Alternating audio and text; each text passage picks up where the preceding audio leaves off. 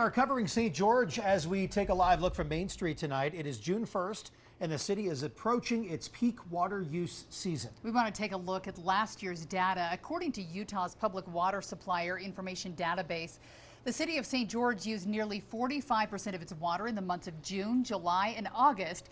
You can see that every month was above 14% of the yearly use. City leaders say this summer spike comes from outdoor watering. Samantha Hoffman joins us live from St. George tonight. Sam, what's being done to cut back?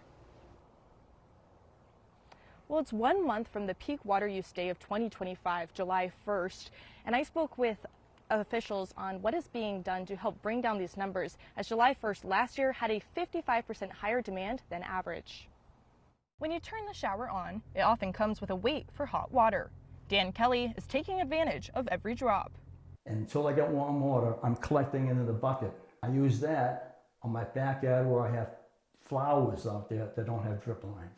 It's one of many tricks he has in his home to conserve water, like reusing sink water and converting his yard to desert landscaping. Scott Taylor with the St. George City Water Department says conservation is key to bringing down peak levels. The peak is really directly attributed to our outdoor watering. During the summer months, we'll use 4 times more water than the typical winter months.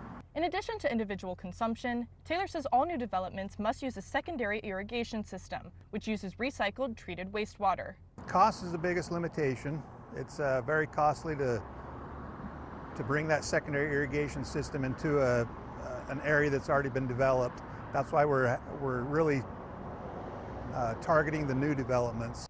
The city says they're working to spread the reused water to more households once the Graveyard Wash Reservoir is built. Right now, there's excess treated wastewater being discharged to the Virgin River. Our reuse plant, the St. George Regional Water Reclamation Facility, that reuse plant, we can produce about 7 million gallons a day. Right now, we're only producing about 3.5 million gallons a day. So there's a lot of excess capacity that's not being used. Taylor says this will have a huge effect on water usage in the long term. But for the short term, it's people like Kelly working to bring down the peak, one household at a time. Stop complaining about issues if you're not willing to do something yourself at a grassroots level.